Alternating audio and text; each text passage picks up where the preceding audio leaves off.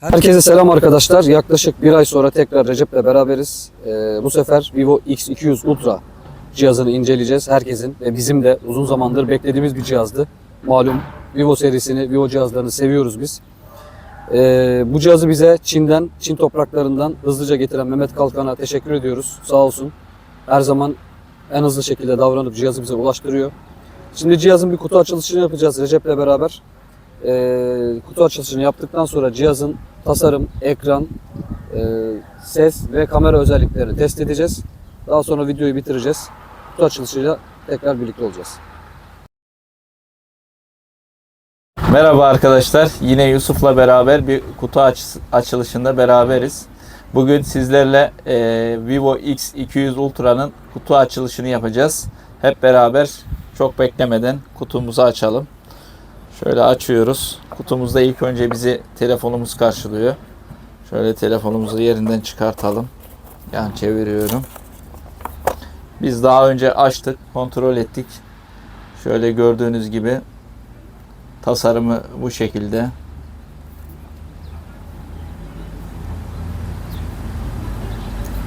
Şöyle tutayım. Gerçekten büyük bir kamera çıkıntısı var. Telefonu şöyle indiriyorum. Kutunun içinde başka neler var? Onları kontrol edelim. Burada bizi 90 voltluk hızlı şarj cihazı bekliyor. Bir tarafı Type-C, bir tarafı da tip A olan bir kablo var. Sim iğnemiz ve şöyle silikon bir kılıfımız var. Şöyle kılıfı da takıp size tekrar göstereyim. Gördüğünüz gibi kılıfla şöyle oldu. Şurada bir deklanşör tuşumuz var. Şöyle. Kutu açılışımız böyleydi arkadaşlar.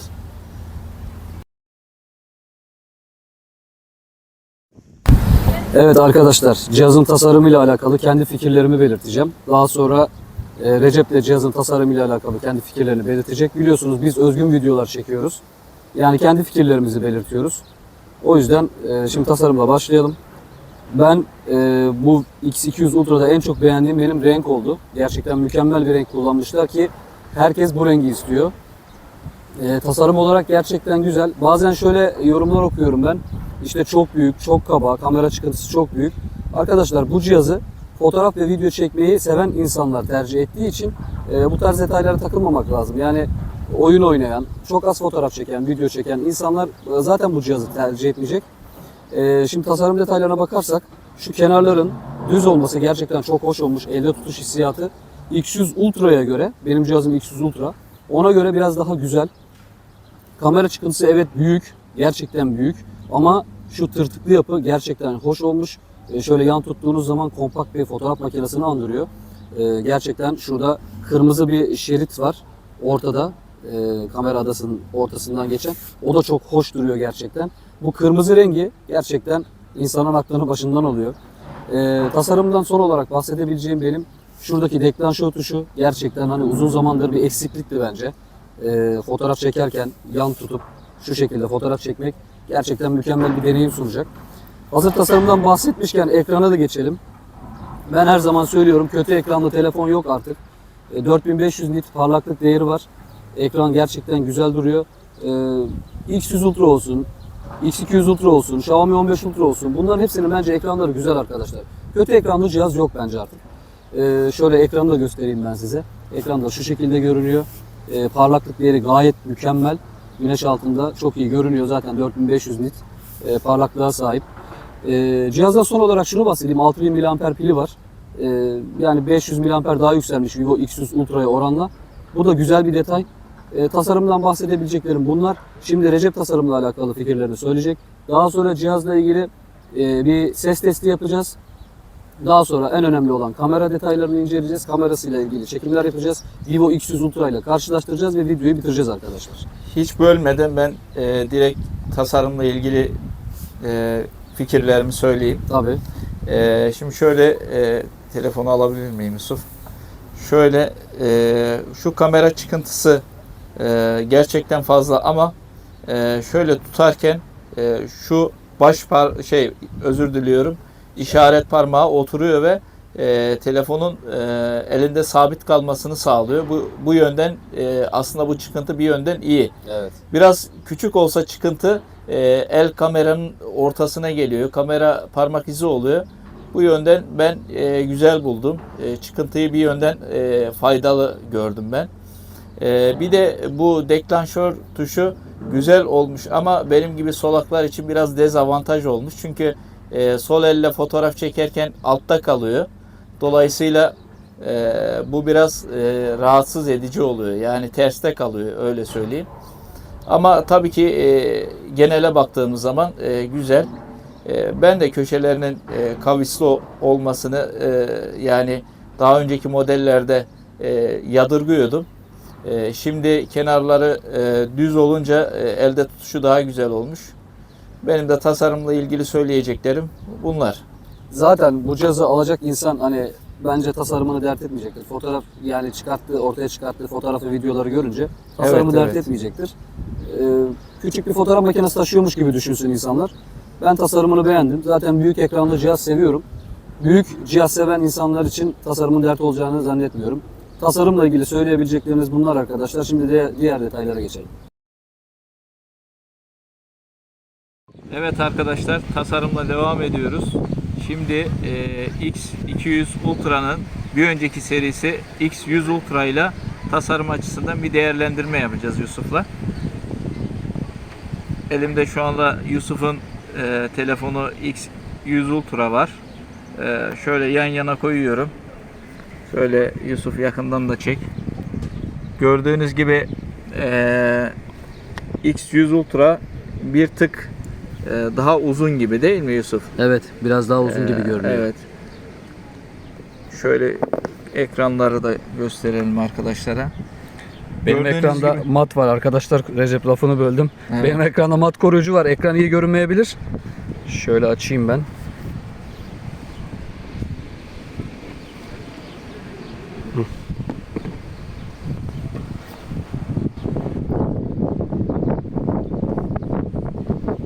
Evet. Ekranlar bu şekilde. Şöyle Yusuf'un ekranı karanlık olduğu için ekranı çok göremedik. Şöyle çevireyim, biz en iyisi tasarımla devam edelim. Gördüğünüz gibi X200 Ultra'nın kenarları düz yapıya sahip. X100 Ultra'nın kenarı ise kavisli bir yapıya sahip. Şöyle iki tarafı da aynı yöne çevireyim. Gördüğünüz gibi ses tuşları bu şekilde. Antenler yine bu şekilde yerleştirilmiş ve X200 Ultra'da ekstradan bir deklanşör tuşu var gördüğünüz gibi. Kamera adasına baktığımızda X200 Ultra'nın kamera adasının biraz daha çıkıntılı olduğunu, hatta fazlasıyla çıkıntılı olduğunu görüyoruz. Şöyle ters çevirelim. Şöyle gördüğünüz gibi X100 Ultra'nın kamera adasını tutamıyorum ama X200 Ultra'nın kamera adasını rahatlıkla tutuyorum yani. Şöyle taşıyabilirim yani. Gördüğünüz gibi. Zaten genel tasarım olarak aynı. Ses çıkışları, ondan sonra üstteki ses çıkışı aynı. Sadece burada X200 Ultra'da bu Yusuf şey miydi? Kızılötesi miydi? X100 Ultra'da şurada olan kızılötesi Evet. var. Kızılötesi var. X200 Ultra'da kızılötesi yok. Onu kameraya saklamış olabilirler. Çünkü Evet, artık markalar olabilir, öyle yapıyor. Evet. Yani tasarım olarak genel olarak böyle arkadaşlar. Evet, iki cihazın tasarımını Recep bize çok güzel değerlendirdi. Evet arkadaşlar, şimdi X200 Ultra'nın ses performansına bakacağız. Recep bize bir müzik açacak ve bakalım ses nasıl.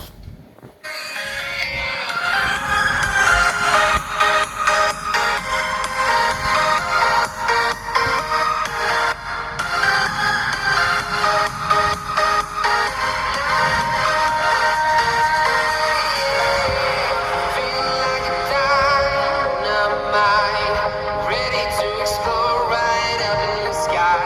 I need you to listen, I need you to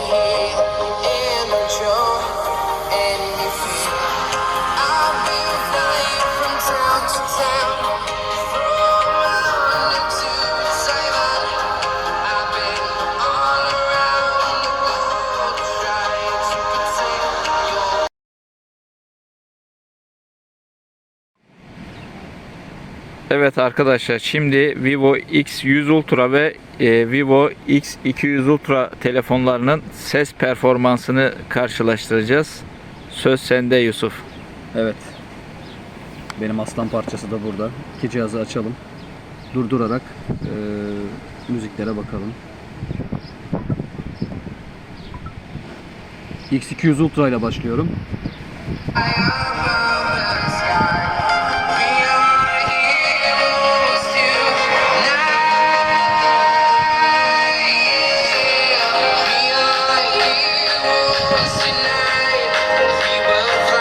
Şimdi de X100 Ultra.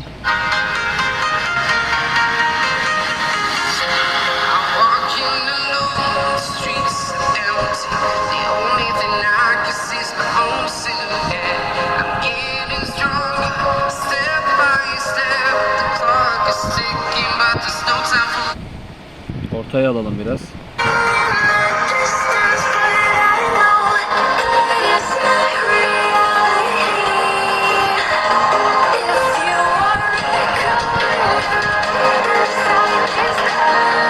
Tekrar X100 Ultra'ya geçelim.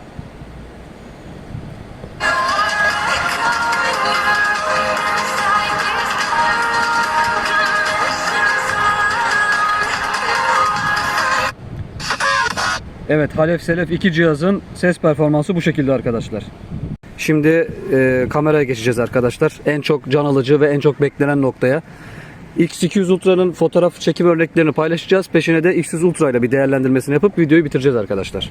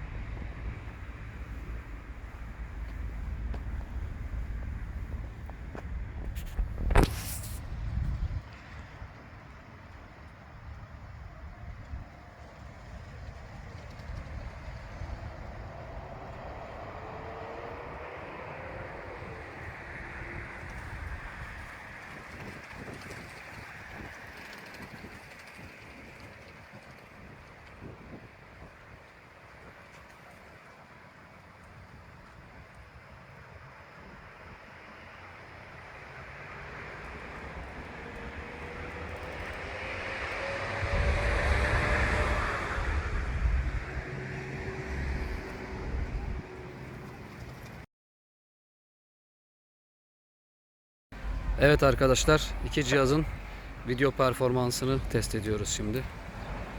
Görüntüler şu şekilde. X200 Ultra 35 mm çektiği için biraz daha yakın çekiyor. Geniş açıya alalım. Ana kameralar 85 mm bu şekilde. 10x bu şekilde. Siz karar verin. Hangisi daha iyi? Bana X100 Ultra bir tık daha iyi gibi geldi ama tabii bakacağız artık attığımız zaman. Son olarak kapatmadan önce bir de sarsıntı testi yapalım. Yürü istersen biraz. Evet, şu an yürüyorum. Koşuyorum. İki cihazda sallıyorum. O isine bakalım.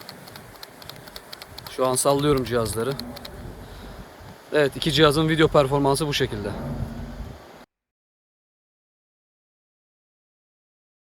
Evet arkadaşlar, şimdi her iki cihazın 4K 60 FPS ön kamera performansına bakalım. Gördüğünüz gibi bu şekilde görüntü. Bir de ters ışık güneşe karşı. Şöyle biraz daha. Evet. Şöyle biraz yürüyelim.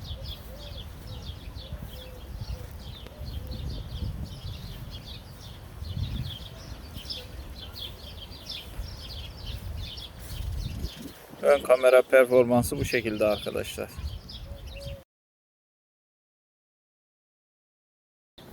Evet arkadaşlar, Vivo X200 Ultra merak edilen cihazın incelemesini yaptık. Recep'in ellerinde şu an. Bu cihazı bize gönderen Mehmet Kalkan kardeşimize çok teşekkür ederiz. Videonun devamında pil performansını inceleyemedik ama cihaz zaten Recep'in. Recep bunu inceleyecek, test edecek pil performansını. Facebook'ta, YouTube'da bunu bir şekilde paylaşacak. Bizi izlemeye devam edin. Takipte kalın arkadaşlar. İzlediğiniz için teşekkür ederiz. Bir hatamız, kusurumuz olduysa affola. Tekrar görüşmek üzere. Hoşça kalın. Görüşürüz arkadaşlar.